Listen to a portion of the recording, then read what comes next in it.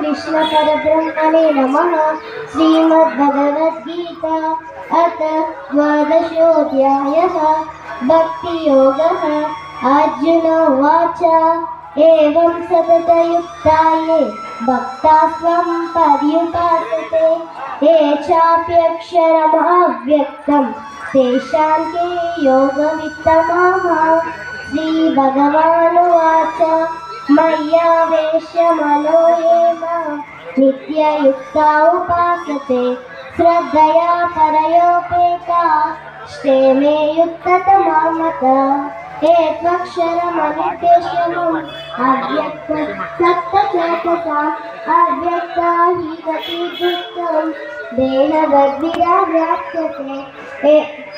एतु सर्वाणि कर्माणि मयि सन्न्यस्य मत्पराः अनन्येनैव योगेन मां ध्यायन्तः उपासते तेषामहं समुद्धातुं मृत्युसंसारसागरात् भवामि न चिरात् पार्थ मय्यावेशितचेतसां। मय्येव मन आदत्स्व मयि बुद्धिं निवेशय निवसिष्यसि मय्येव अत ऊर्ध्वं न संशयः।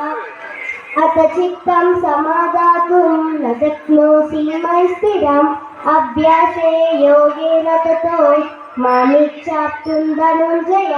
अभ्यासेऽप्यसमर्थोऽसि मत्कर्म परमो भव मदर्मर्ति कर्माणि कुर्वन् सिद्धिमवाप्स्यसि। Thank you.